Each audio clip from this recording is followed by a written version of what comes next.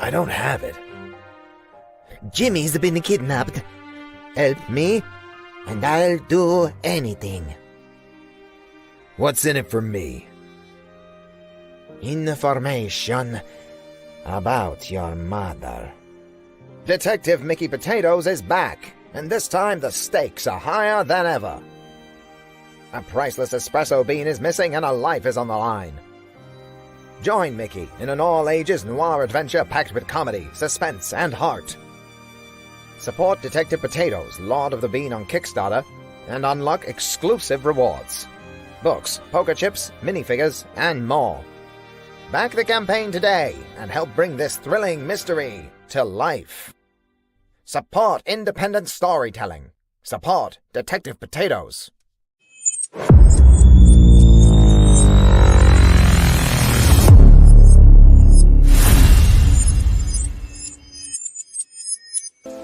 Who am I, you ask? I was created in the middle of nowhere, surrounded by the waste of a dying world. I was bestowed with an insurmountable task: bring peace after decades of death, persecution, and chaos. I am a grandchild of war, destined to help two camps which hate has fueled for far too long. Surprisingly, I am not alone.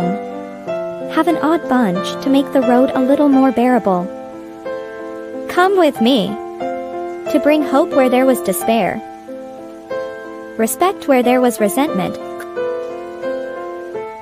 creativity where there was destruction. I am Pinocchio, and this is my story.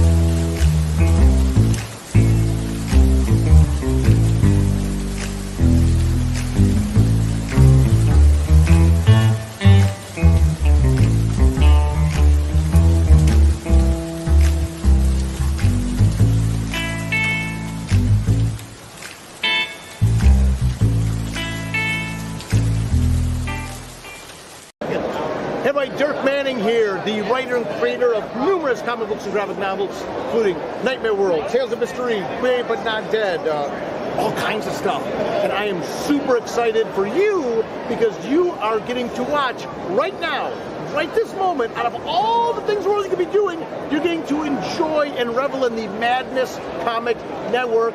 And that is awesome. Thank you for being here.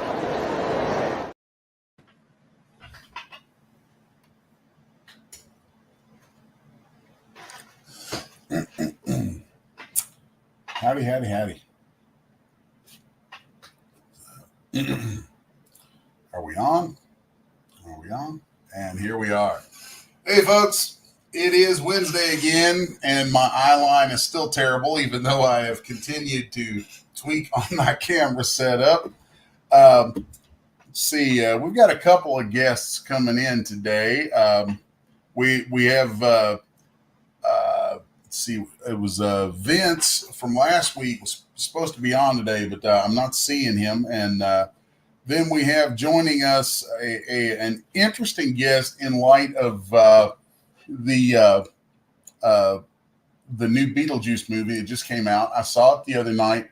I'm gonna not give any spoilers, but I'll say it was fun. I think it could have been a little better. I think there were some missed opportunities in it. Generally speaking, it was pretty good though. So since all right, so we're kind of frequently winging it on this show. So I'm going to go ahead and let's bring up what I'm working on to the stage, where I'm starting a new sketch here, and then I'm going to bring on my usual co-host, Mr. Charles D. Moisant. How are you? Charles is joining us today from the I guess farm, home, and studio of his friend, our guest, Lynette Eklund. So welcome, yes, Lynette. she's one of the more amazing people on the planet that you will ever meet. She is known in the industry as the invisible one because we see her work, but we don't see her usually. So this is a rare occasion. So Lynette, I'm still learning how to work yourself. Oh, master of many, but whisperer of all. There we go. So it's nice to meet you, Miss Lynette. Hey there. There's your faces. You disappeared for a minute there. Yeah, I'm back here trying to tweak around on this stuff. So it's so funny sometimes that for all the crazy stuff that I do on a regular basis, sometimes certain things are just like they don't quite work the way that I expect them to. So that's okay. All right. So tell us a little bit about yourself, Miss Lynette. You got to forgive me. I'm a Southern dude, and when I meet new folks, Miss and Mister are always going to be on there. I'm cool with both sides of my family are out of Kentucky, so I'm hillbilly by blood. So what part of Kentucky? Clay County, which is where best friend. Clay County, Kentucky is where like 2/3 of this town is from. So. It's basically a Kentucky town in Indiana. So there's a lot of that out there. Yeah, there's a lot of that out there from Hamilton County, Ohio, all the way out to about Batesville, Indiana. Yeah, I mean, we used to call Hamilton Hamiltucky. Yep. And well, see, I am in Kentucky right now. I'm about 15 minutes south of Paducah. I love Paducah. Just went camping there a couple weeks ago for a week. Oh, wow. That's actually our second trip to Paducah. I love Paducah. Paducah is, I love the place. I actually grew up in between Owensville and Moorhead on the opposite end of the state. Okay. So, yeah, as soon as you said, the folks from Kentucky, I'm like, oh, really? So, because Kentucky is a frequent subject of mine because of honestly because of how much crap we take. Yes.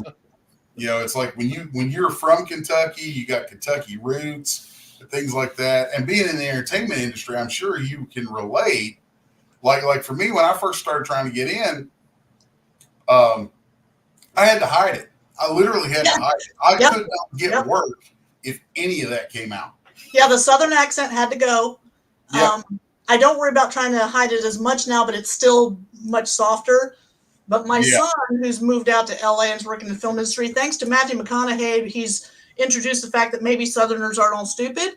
So it's not a sin to have a Southern accent now out there. So that's good. But Kentucky, I mean, it's such a horizontal state that from the east end to the west end is completely different cultures. So it's like for people to generalize Kentuckians is really not that easy to do and be right. My dad, when I was a kid, used to say, he'd say, son, there's two Kentuckys. There's Eastern Kentucky and there's Western Kentucky, and neither one of us like Louisville. The only thing I could relate to is you have Chicago and then you have Illinois. And see, I grew up in Northern Illinois. Oh. So, it's like, and then moved out to LA. I lived in Texas and then moved out to LA, and now I'm back in Indiana. So it's like I'm homeless wherever I go. I feel bad for most of the people in the state of Illinois because of Cook County and Chicago. Say it correctly, Crook County. Crook County. Yeah, correctly. Tell me if I'm right on this, Charles. Isn't Cook County the largest single county in America? I believe so. And it keeps because I'm pretty sure Cook County actually extends, if not completely, almost from one side of Illinois all the way across. Like there's a band across Illinois that is just Cook County. Yeah. And it's such trash for all, because I know a lot of, being right across the river, I know a lot of people from rural areas of Illinois, and all of them are like, oh God, Chicago. Like, my gosh. On so many. Jack, and change subjects. I'm very curious. What was your muse, Lynette, for starting in the industry? And what is it that you do? The name Teddy Ruxpin comes to mind. The Bulls come to mind. The comedian who has a terrorist, I Kill You comes to mind. All these Jurassic Park comes to mind. Beetlejuice comes to mind. It's this list goes on and on and on and on and on and on. It's like, wait a second, why haven't we heard about you or seen you? Oh, you're the Invisible One. So tell us your origin. Oh, Invisible One. You Hollywood fabricator, you. Well, I was raised with a cloak of invisibility. I was that kid that kind of got along with everybody because I was Switzerland. I've always been kind of that invisible where I got along with people, but I didn't really fit in, anywhere particularly, because growing up in the Midwest, you're supposed to be just, a certain type of person, especially back, I won't say how old I am, but a while ago, when there wasn't internet, movie making wasn't a job option that I was even thought existed for Midwestern kids. And so, but my imagination was all about monsters and that kind of stuff. Even back then, I was watching, I was either watching musicals, Fred Astaire and that kind of, and Ginger Rogers and Gene Kelly, or I was watching the Hammer horror films. I grew up Christopher Lee fishing. It's like, that's where I lived at night on the weekends, was watching monster movies. And then gradually I realized, wait a minute, people make a living doing this. It's not just, they're not real, but it's like the idea of having that as a career that hadn't really dawned on me. So when I was out in LA, I started building monsters just by coincidence. I went out there thinking that I was going to have to do like armor. I was looking at, armor and fur work and arts and craft type of stuff. And then I met all these monster makers by coincidence one night at a party and changed my career option at the time. Well, at the time, I didn't have any experience in that field, but someone I met at the party said, oh, there's a new company that's starting up and they may be interested, they may give you a shot because they're new too. It happened to be Alchemy 2, which is creating the prototypes for Teddy Ruxpin. And so my first job was working on, actually technically second job, but working on Teddy Ruxpin and the salesman copies, the patterns that went to the Orient. And then there was Grubby, there was his wardrobe, there was Woodstock, there was Mother Goose, and did all these toy prototypes. Well, at the time, that was the first animatronic toy. So it started, unbeknownst to me, it was building my skills because it gave me a chance to learn how to figure finish, doing the coverings and the finish work around animatronics, mechanics, which plays very well later into my career. So it's just, that worked out really well. Well, also while I was there, then they decided that because Teddy Ruxpin, just blew out of the water for like 3 years in a row to do a TV pilot. And they started with a live action one before they went to the final animation thing. So they brought in specialty costumers from the industry. So all of a sudden I found myself working with Bill Bryan, who was the Marshmallow Man, from Ghostbusters. Yeah. And I met Terry Hardin, who had just finished working on Captain EO. And she had worked on Dune with Billy. And so all of a sudden, while I'm sitting in what I think is just a toy shop, it turned out to be the biggest toy in the world. And it turned into me meeting these monster makers and honing skills that then applied. So next thing I know, I'm getting offers to start freelancing on the side. I'm moonlighting. Beetlejuice ended up being a moonlighting project. I ended up working for 2 different shops simultaneously on 2 different effects. And so, but those were just like moonlighting jobs. That was stuff I was doing out of my apartment, That's funny. So, and then it just kind of snowballed from there to a whole career that I'm still doing today. On Beetlejuice, you mind telling us what was your contribution on that? What you were working on? I did 2 different effects. Beetlejuice, the reason it had that kind of like cool, every effect looked different is because Tim Burton hired a different shop for every effect and then didn't worry about trying to do art continuity on them, so that it had all these different potluck looks to it. And that's what kept that weirdness going through the whole thing. So I ended up coincidentally being hired by 2 different people for 2 different effects. Yeah. And so I ended up working on where they turned into like the Heckle and Jekyll creatures in the psychiatrist office. Oh, cool. That was a combination of stop motion arms and clay replacement heads.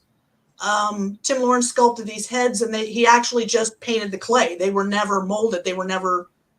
So he had a body form, and then that body form had stop motion arms on it, and then he just replaced the heads from a shell behind, like this. Well, that form needed miniature clothes that matched what Alec and Gina were wearing in the film. And Alex wasn't that hard to replace, to make, because it was a red t-shirt and a black plaid flannel shirt. No big deal. I literally bought a copy of that shirt 3 days ago. You know what? To show you how stupid I am and how invisible that I figured as invisible as I am, it didn't really matter. When I was done with that effect, because by the time I was working on the effect, they were done with feature filming. So they handed me all the wardrobe copies that Gina and Alec wore. And it's like, here, that's what you're matching, because they had no use for them anymore. Well, I had them hanging in my closet, and I, matched Gina's flowered parent dress and all that kind of stuff. And then when I was done, I gave them back. Well, a few weeks later, I realized I had missed one of the hangers with Alec's red t-shirt and black flannel shirt on it. So I still had a copy. But figuring, I left it sit back there because, first of all, I was afraid I was going to get arrested. I'm thinking they're going to come after me for stealing. This is now hot product. I can't, so I'm terrified. I'm hiding this thing. Like, I think that it's like, if I get found out, that's the end of me. Nobody's going to trust me with their stuff ever again because I steal. It's like, so I hid it for ages. Finally, I find it in the back of the closet one day, and I'm like, you know what? It's just a red t-shirt. It's just a black flannel shirt that you can still buy any day of the week. Nobody's going to believe that this is the real stuff. So I wore it out. I trashed them. I wore them into the shop, and I used that black and white plaid flannel shirt as a shop shirt for a paint and glue shirt. And I destroyed this original wardrobe from Beetlejuice. Oh my God, that's hilarious. Yep, she's from Kentucky. So then the other effect I worked on was when Beetlejuice turns into the snake at the end. The whole I come for your daughter truck and all that kind of stuff. Now, the trivia thing is when the mom's hand is running around the rail and she pulls her hands off, that was actually my hands. I was doubling for her at that time. But the snake, the snake was this little snake, and it was all mechanical. And so we were puppeteering that at night, and we would get together like at 9 o'clock at night at Ted Ray's shop, and we would film from like 9 to 2 a.m. And then we'd all go home, get a few hours sleep, and go to our day jobs because I was still working at Alchemy, remember? So this was just moonlighting. So we would like show up in sweatpants and order pizza and basically have like fraternity slumber party, type of thing to puppeteer this thing in the night. And when the snake head comes like between Winona's feet and it's looking up at her, that was actually, in order to make it to scale, it was a little girl in a matching wardrobe of Winona. Huh.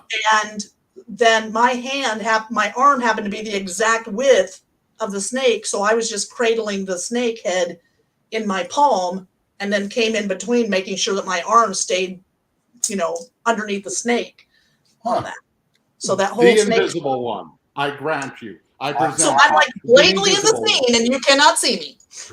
I'm going to have to go back and it would actually be a lot of fun sometime to do a live watch party of Beetlejuice and have you hang out and watch it with us and give or narrate it, and then we commentary, obviously, on the stuff you work on. But then I'd be curious to see what your thoughts are on other stuff there too.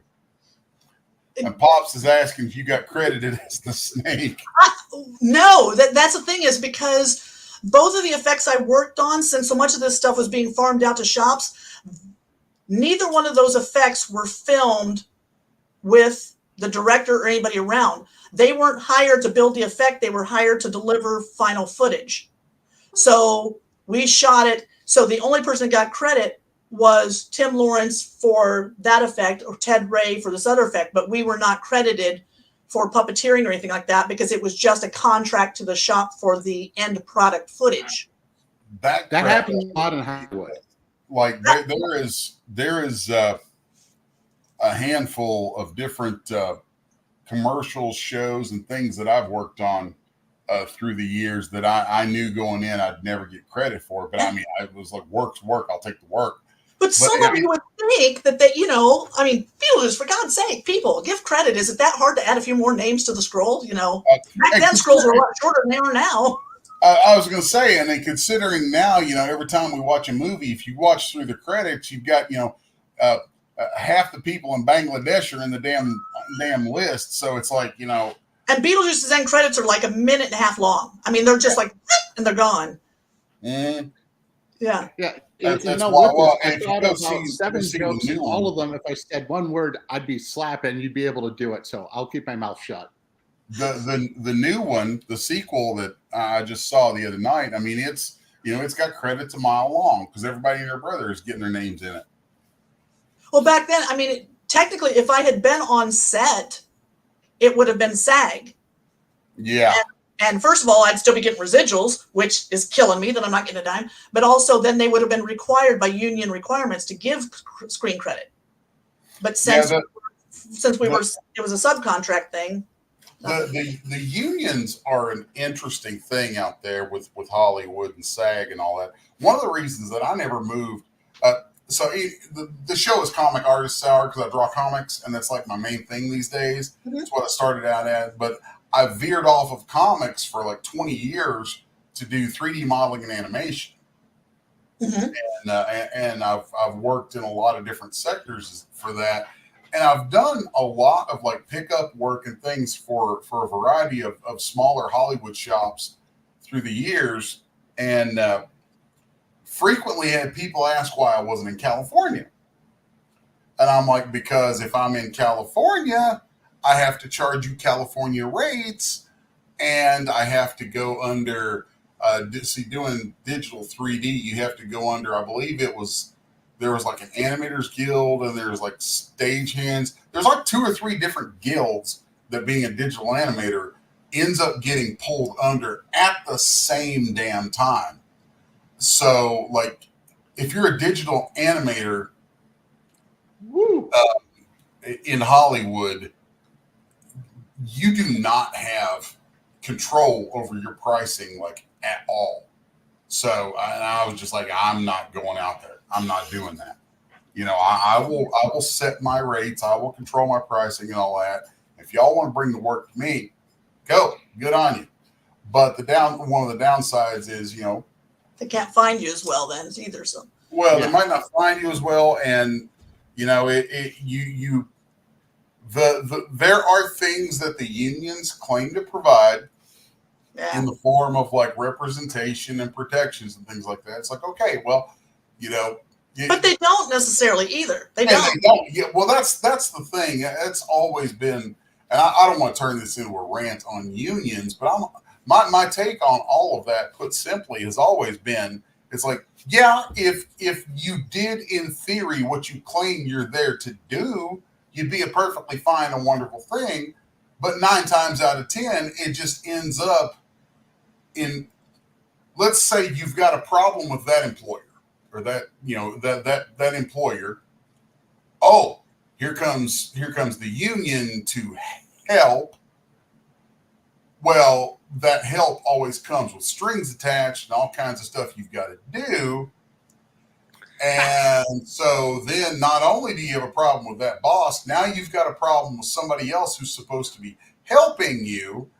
And it just adds more layers of bullshit of people to. It's really the push and pull of things. It's like the amount of jobs that I had that I got credit on, and like for Screen Actors Guild for SAG stuff, I probably lost 2 to 1 on jobs where I was working and could have had SAG, and somehow the union, I didn't get the support that I needed. So it's there, but it's not going to make you the big money. I mean, everybody assumes that if you're in the Screen Actors Guild that you're making millions like the movie stars. Well, they're negotiating their own deals. I mean, they've got agents and stuff, but the effects industry is basically a bread and butter job, no different than being a manager of a restaurant or anything else. It's a bread and butter job.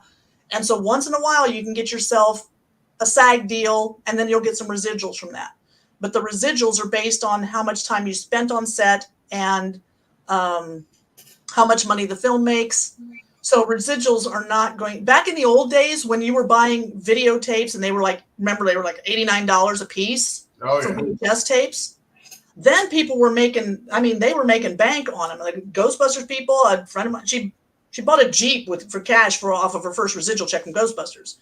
The first residual check I got from Lost World didn't even pay for the gravel in the driveway of the property I had in Fresno. It was like nowadays with DVDs being $5, streaming, you get like a penny every 100. You know, it's not the same game.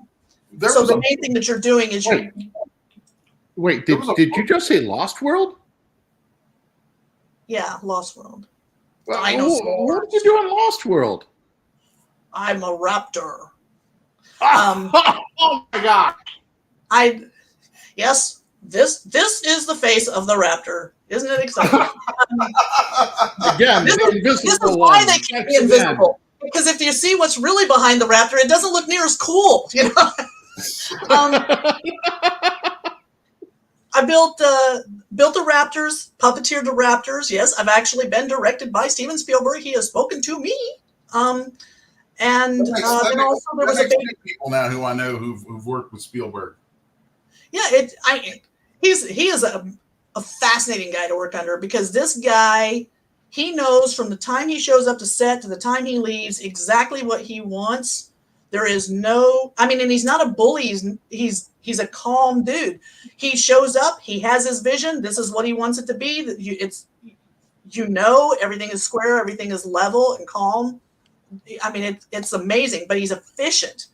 The scariest part is just because he wants it in 3 takes and moving on, because he does not believe in doing a ton of overtime and long hours. He's like, everybody has a family. Everybody needs to go home to their families. I want to go home to my families.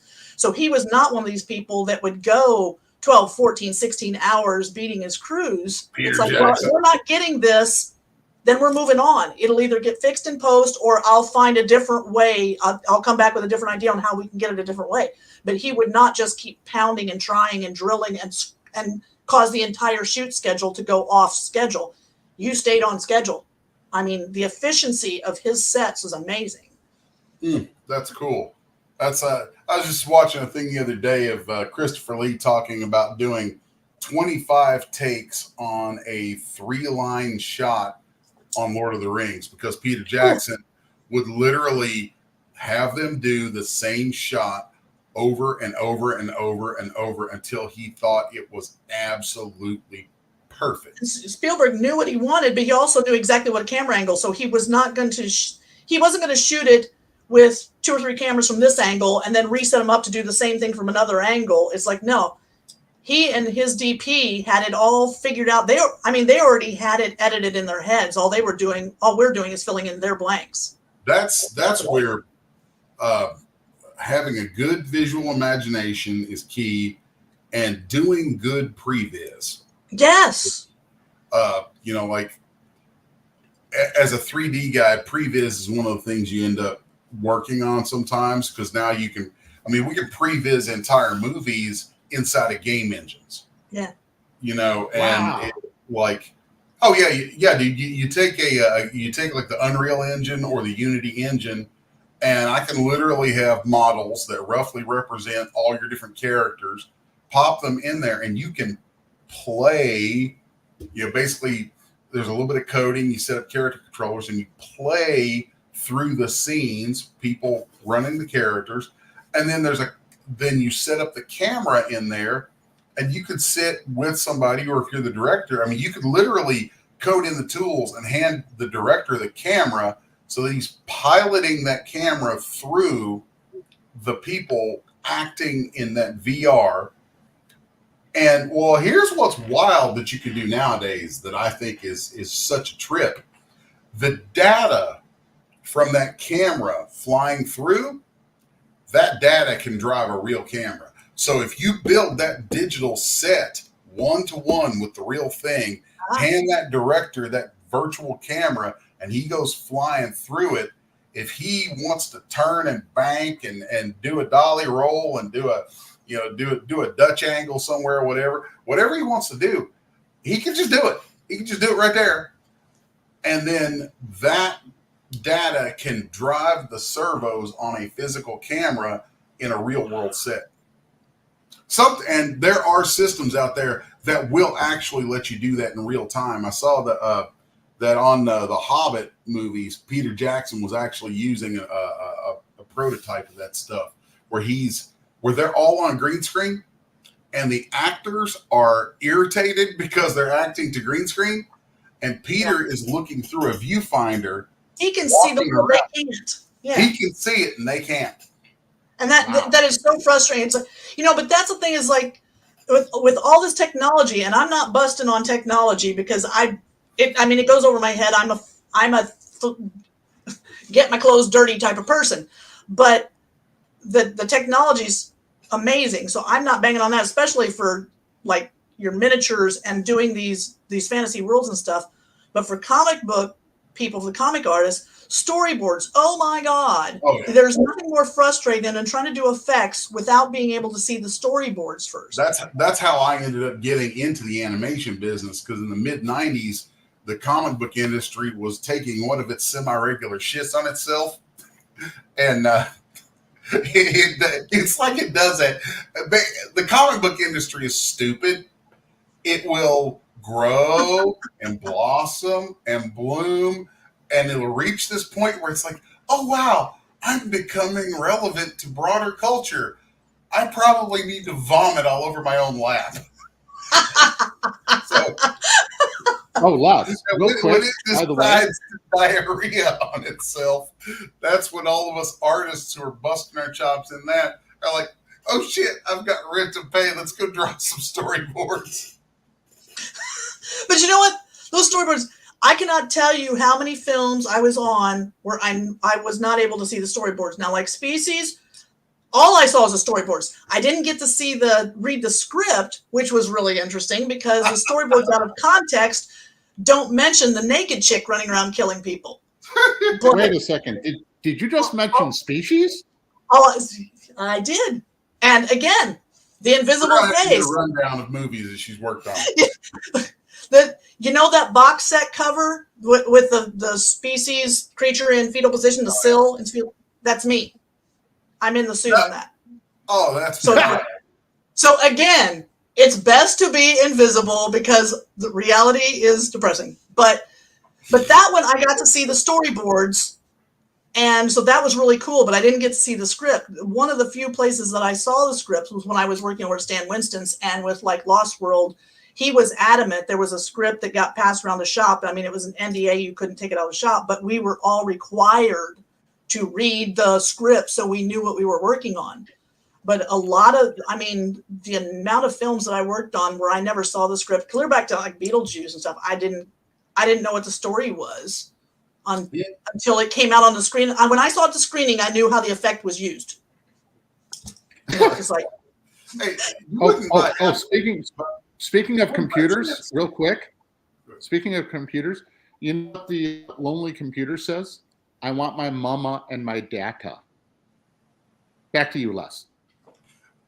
there's, you know, and Charles has to work. the thing that I invite this person to visit me is kind of says a lot about me too. He has to work at least one terrible joke in every episode he's on. I was going to ask, do you know a gentleman named Andy Myers? I know Andy, but I don't think his last name is Myers. I don't think I know him. He's down in South Florida now and semi-retired. He's a friend of mine, and he built the hand from Terminator 2.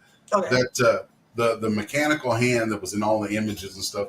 But there were a couple of different things that you talked about, like Species and Lost World, that I know he worked on.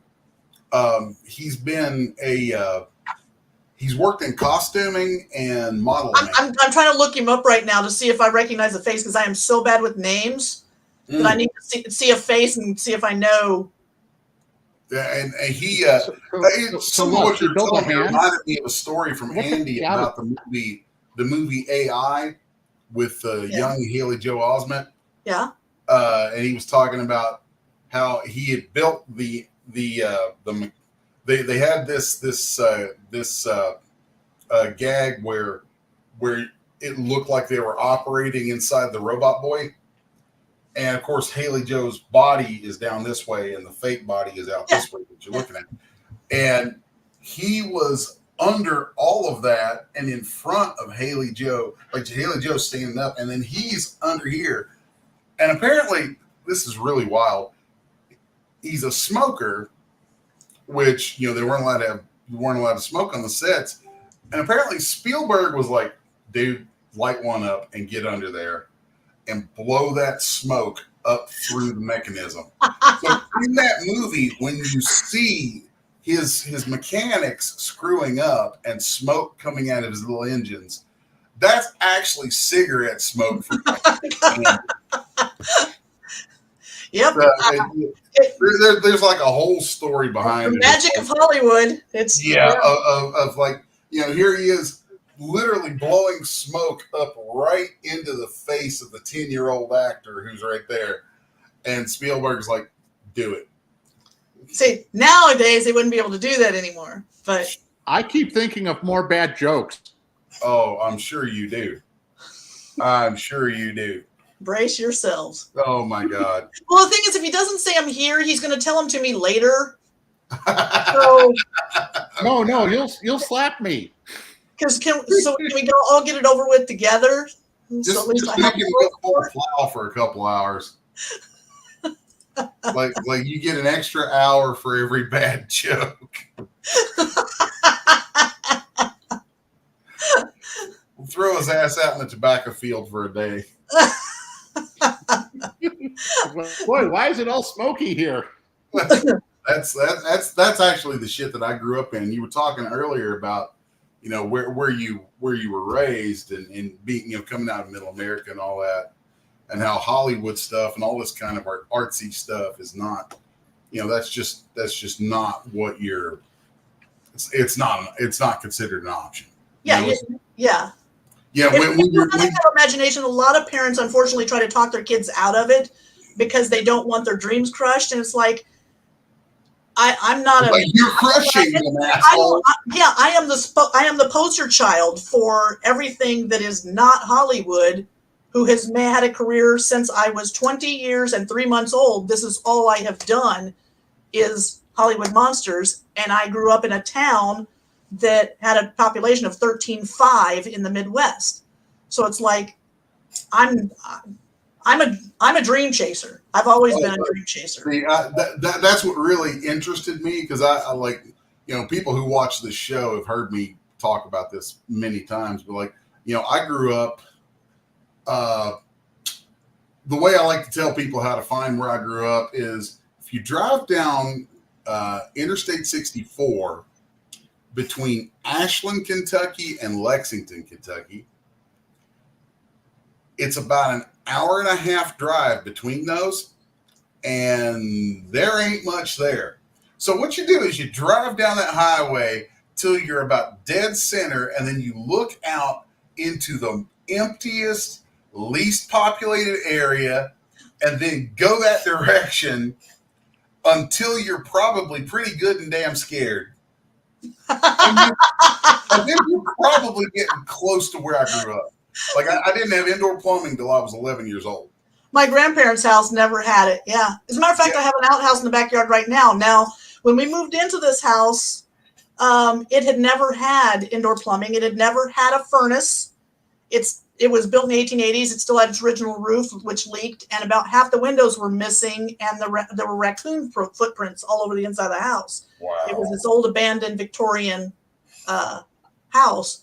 And so the only bathroom there was this outhouse in the backyard that still had 3 sides on it. And the good news is the missing side did not face the road. So the first thing we had to do was put the 4th side on. We used the old smokehouse that was off the house. We tore that down and used part of that lumber to build a 4th side on the outhouse. Nice. So, and then you can't put one in a backyard now, but we grandfathered it in because it's like, we've got 3 boys. And it's like, you know what? You can just keep your mud and all of that out there so that the house, so now that we have a bathroom inside, we can like not have to scrape the floor to get. Oh, God. So we are civilized now. We have bathrooms, we have furnaces and central air and everything, but yeah, the outhouse still stands. Oh, people laugh at me, but every time I've moved anywhere, whenever I check out a new place that I'm looking at moving into, first thing I always check out is the bathroom. Because I'm telling you, you grow up getting splinters in your ass, man. You start to appreciate the luxury of an indoor outhouse. Now, the first thing I did, the city LA side of me, the first thing I did was, it's like, okay, we're redoing this outhouse. So the interior every year gets whitewashed, and the seat is a store-bought plastic toilet seat. I mean, I grew up, my grandparents, their outhouse, the hole in the seat of their outhouse was so big that I was always afraid of falling in. Oh, yeah. And so, sisters fight. And there's only 2 times that my sister and I knew that we could trust each other. One was in shutting off the bedroom light and making the airborne dive for the bed so that the creature under the bed couldn't grab our ankles. You had to keep a clear path on the bed for the landing of the other person. And the other one was in the outhouse is holding each other's arms to assure we wouldn't fall in. Those were the 2 times that we could trust each other wholeheartedly. I'm telling you, man, folks these days, they don't know the joy of the sheer terror of your mid squeeze and you hear something go.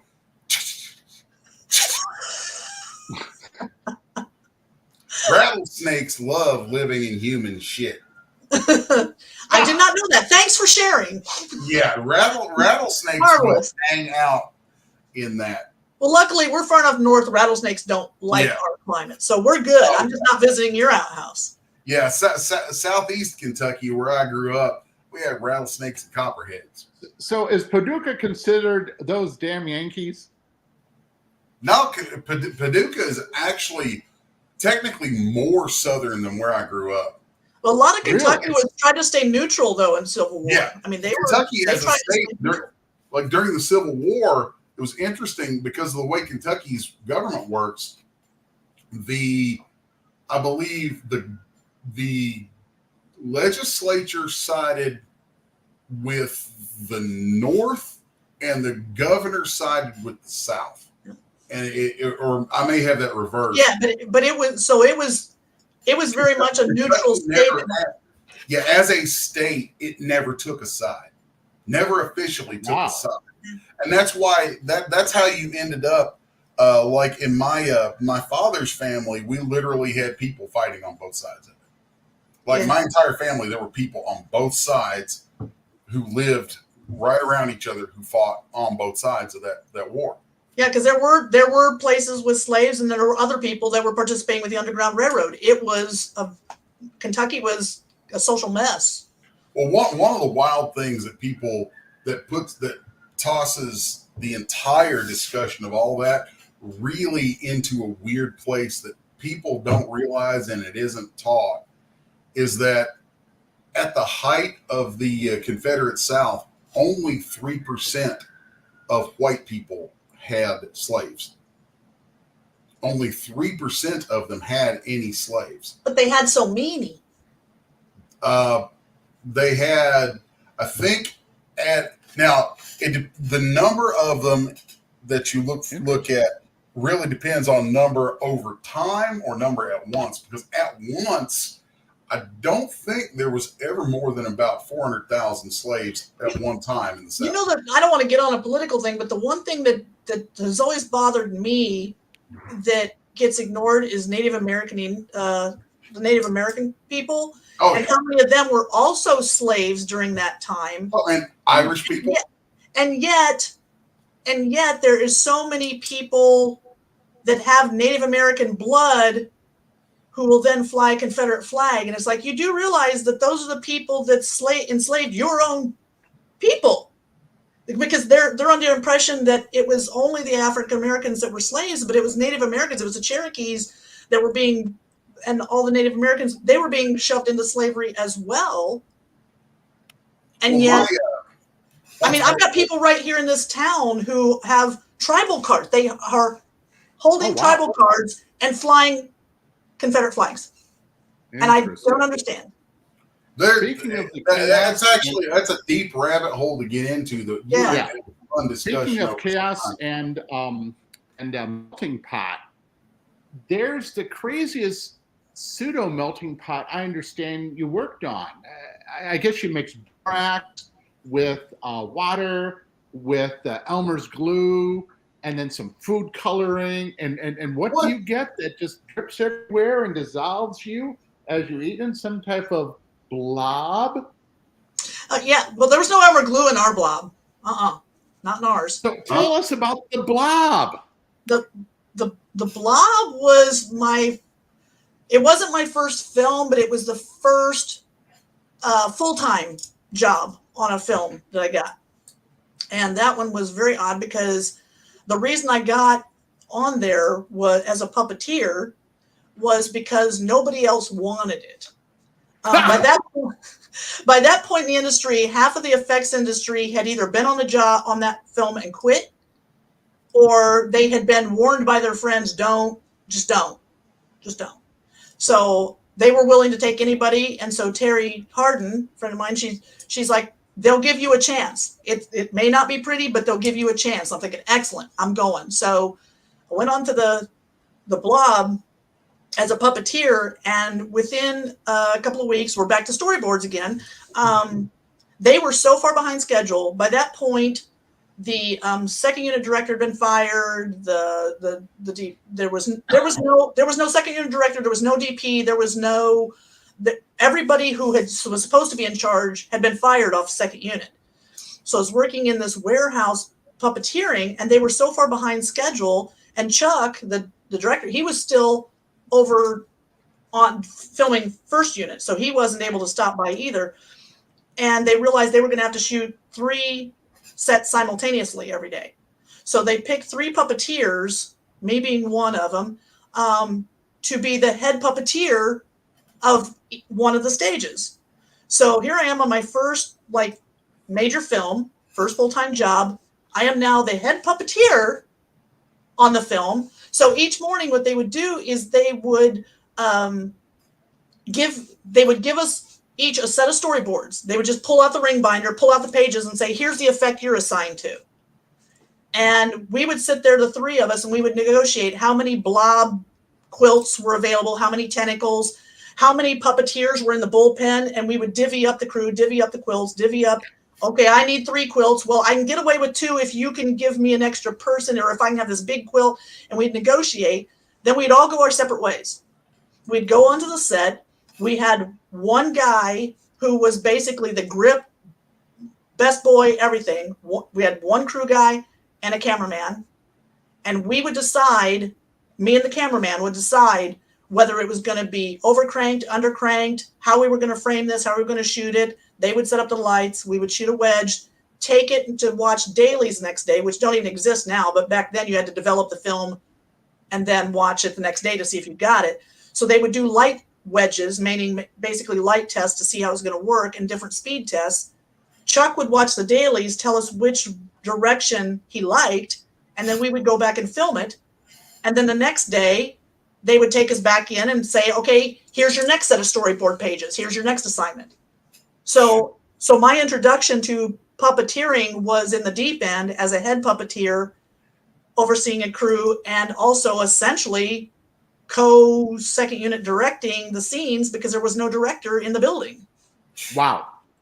And is it true that if we see you at a convention, we might be able to actually buy a piece of the blob from you? You know, possibly, because I have in my possession, what did I tell you? It's not very much, but I have a fabric scrap of original blob material. And so I thought a little tiny amplil, I thought it might be fun because it would be very limited because there's not a lot of it in this film. I doubt if anybody else has any left of it because it was basically when they were done filming, they were trashing it. And I happened to grab some of it. So it's a very limited supply, but I thought it would be fun to autograph and sign little vials of blob material in the slime. Have a little vial of slime with blob in it. Do you go out and do many conventions? Sorry? Do you work many conventions? I haven't yet. I've been talking to Charles about it. I'd like to do more, but I've been kind of holding at bay a little bit because I've been working on my memoir. A publisher approached me about doing my memoir because not only the effects industry background, but I have gotten myself improved to the level of severe OCD. So, and I've come to realize over the years that this OCD has actually become one of my biggest blessings for success in my career. So it hasn't become the burden that it used to be when I was a kid. It's a wonder I didn't just commit suicide. I mean, the stuff that goes on in my head, I am not as much of an OCD person as far as like having to have little things in a line, although I do that some, mine's a lot of mental OCD. I obsess with thoughts. I get, there's things like that. But because of that, it's actually over time, I've learned to understand me. So rather than, you can't get rid of OCD, it's a part of your brain function, but I've learned how to work it and it's become like a partner to me. So it's actually helped me with my success. So the memoir is about being a monster maker but also using this OCD as a benefit in my life. Instead of letting it take over me, I have partnered with it essentially. That is for myself. I have always I was diagnosed bipolar manic depressive as a teenager, and it's bad. The whole manic depression thing is, it's rough. But I've dealt with it. It's like when you have something that makes you, I hate using the word because the internet is making the word neurodivergent into a kitsch bunch of bullshit. But you know what? It's because of that word that I found out I had severe OCD. I spent my entire life not knowing what was wrong with me. I've called myself weird. Right now, the working title of my memoir, if it doesn't change, is weird. Because I knew I was weird. I knew I thought different, that I did things different. I would hide it. My family never knew. My friends never knew. My coworkers never knew because I didn't know what it was. I thought OCD was just about, you watch Monk, and I thought that that's all it could be. It's like I didn't realize there were different kinds. So it wasn't until I started seeing this term and I thought, well, what is neurodiverse? And then I looked it up and realized that OCD was a neurodiversity, and started looking more into what it is and the different types and the way. And I thought, oh my gosh, I've always kind of done I'm a little OCD. I'm not a little. I have like swan dive off the cliff, and I am free falling through OCD. Like, I'm riddled with it. Oh, I am like on a loaded down freight train with no brakes. And I've been told that Loki is the Lord of Order compared to me. But it does. But the thing is, it does not have to. I have realized that a lot of the stuff that the therapist is telling you are things that I already have done to myself just out of sheer luck. I accidentally did it right to learn how to work with it. And so if I can, and since then I've also been helping direct high school plays for 8 years. Oh, I've dealt with a lot of high schoolers. I also ran a haunted corn maze for 14 years and had high schoolers, teenagers from several counties landing in my yard for weeks on end. So I have spent over 21 years working with teenagers. And when I look at the amount of anxiety and depression that there is in teens, I wonder how many of them could possibly be, their anxiety and depression could be coming from something like OCD, and they just don't know that that's what they've got. They don't recognize it. They don't know what it is. And if they knew what it was, they'd be able to work with it and have it possibly help them instead of suppress them. That train of thought has been pretty constant for me since I was a kid. I think for me, when I was very young, a lot of this stuff was showing up when I was before I was preteen, and I was fortunate. Like we were talking about growing up in those places where people, kind of take a crap on your dreams and all that kind of stuff. And I had so much of that all around me, except for my father. My father, when I would pester him to show me how to change the oil in the car or to help him work on something, he was always working on cars. He would literally get angry and tell me, "You get your ass back in that house and either read a book, work on that drawing that you're so good at, or work on music. One of those three." And he'd say, "You get back in that house, you either read a book, work on that drawing, or work on that music. Because one of them three things is going to take you out of these hills one day, son." Yeah. And it's weird because there was a gruffness to it. There was a roughness and a gruff. I mean, he was a guy born in 1919 in Appalachia. For him, he was really pushing beyond what was his natural comfort zone to support you, which is amazing. That's wonderful. He was born in a coal mining camp in southeast Kentucky in 1919. The guy lived through the Union Wars of southeast Kentucky. And for him, he loved music so much.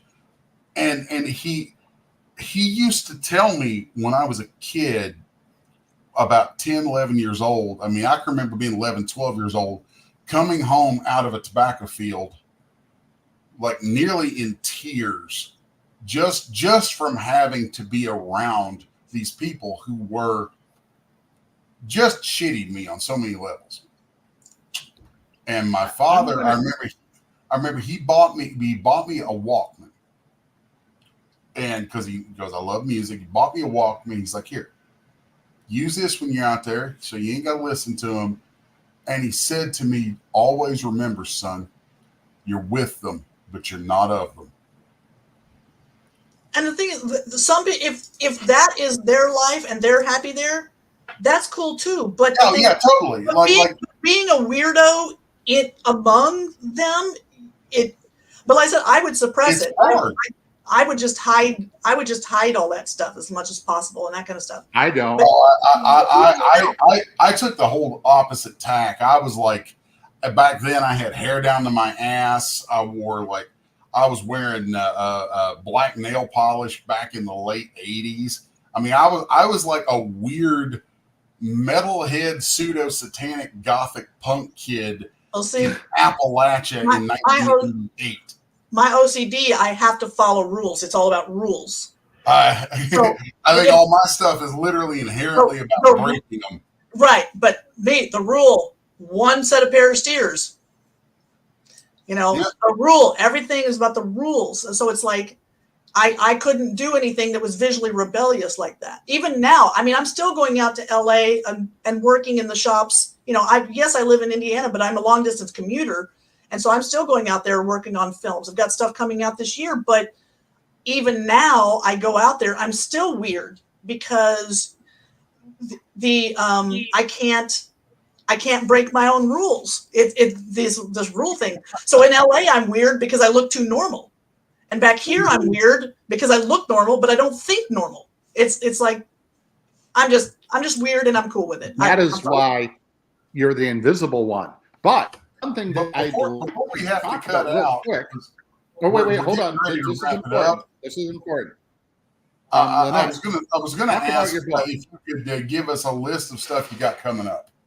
Well, right now in December, a Skeleton Crew for Disney Plus. That's coming out, the new release in December. That looks so cool. I'm not a big fan of some of the newer Star Wars stuff, but that's the first thing they've done in a hot minute that I'm like, that looks promising. I think it looks like an awful lot of fun. You know, I'm excited about it. That's cool. And then also I worked on a film. It's called Dust Bunny with Sigourney Weaver and Mads Mikkelsen. That's supposed to be out. I think it's supposed to be out later.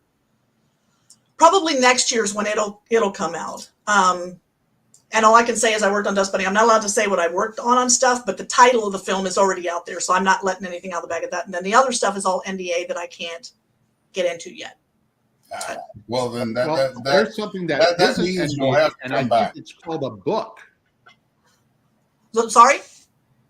There's a book that you've done. You've created American folklore. I have, because I did a corn maze for 14 years. I used to tell lies to the field trip kids when they'd come through. And so in the process, I've basically created my own fantasy world. And I get tired of fairy tales being just the old European ones everybody's heard. So I'm creating American agriculture-based fairy tales. And so they're about how pumpkins grow in patches and how pumpkin fairies play a part in that. And then there's, I did one on trolls in the cornfields. And the next one coming out is about the elves that live in the beech trees. And there's a whole world that lives in the Midwest that was inspired by farms in the Midwest. So it's basically a middle America, but they're American-based fairy tales. And I've got two picture books out now. And like I said, the third one is done and with the publisher now. What's the website? Back to your other question with the conventions, I have been doing a few festivals with the picture books and stuff, but I've been withholding doing the conventions until closer to the time when the memoir comes out. So, where could we look at your book if we wanted to try to get it? I'm rebuilding my websites, but the portfolio, the LynetteEklundPortfolio.com, which is showing there, has a link over to the other one, which is called EklundBooks.com. And if anybody can help me figure out how to work Amazon better, I posted them, but one of them will not post live. I have asked Amazon 3 times. They can't seem to figure out why it won't go live. So I haven't been able to sell that book online. So other than that, you can order them directly through me by contacting me. We can just PayPal, do it that way, and I'll ship it to you.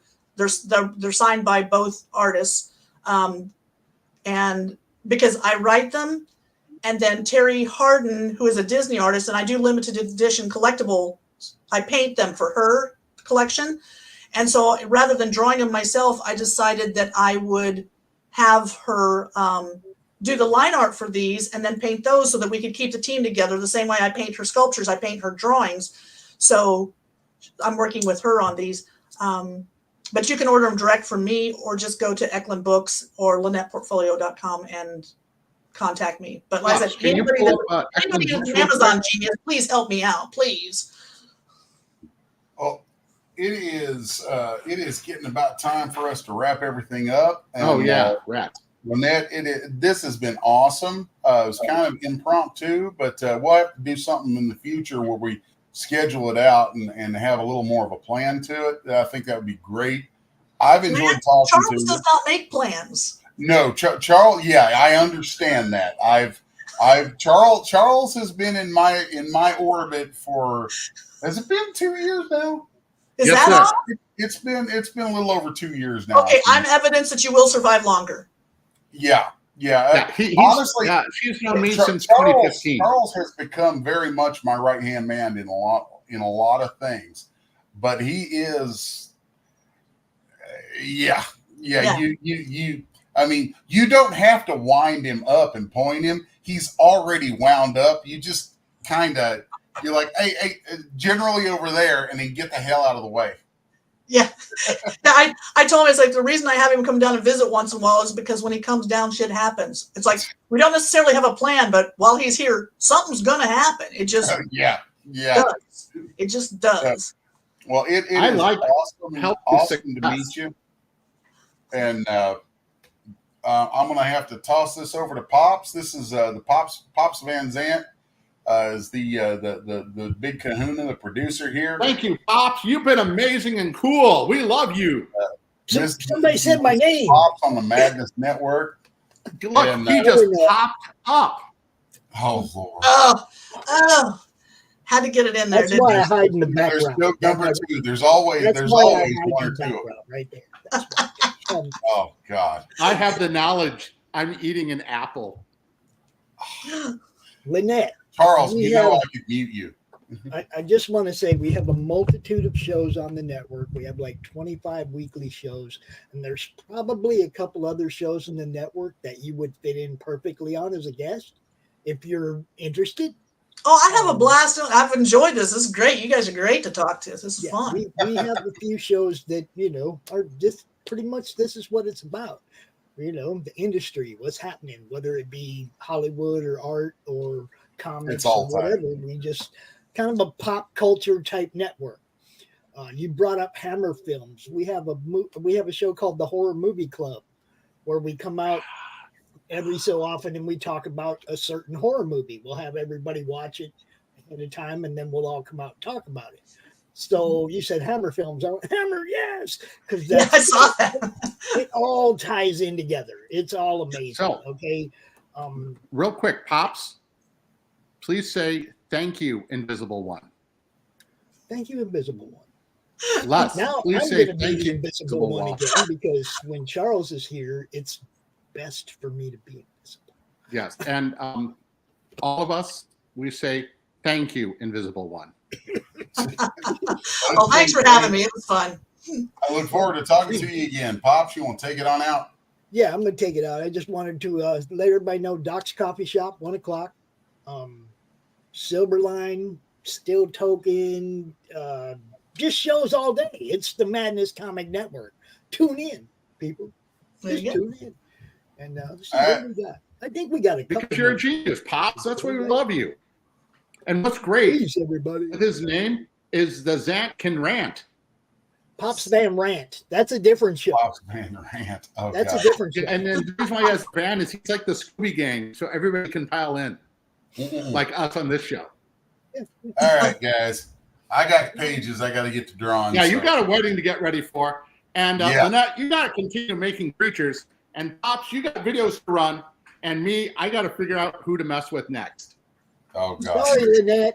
I'm sorry. You're the closest one. You're the target. Roll commercial. I think I'm on babysitting duty. They call me a god. They call me a god.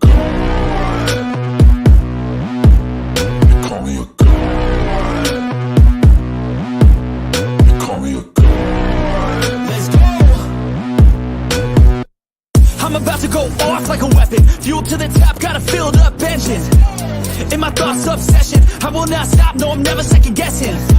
I got a God complex. Haters love to hate, but I never feel pressed. Got a lot on my plate, but I never get stressed. I'll take all the pressure like I'm acing this test. Tear it up like I'm Jason. I see the world like it's ready for the taking. I see this place like a game I'm playing. Straight to the bank to collect my payments.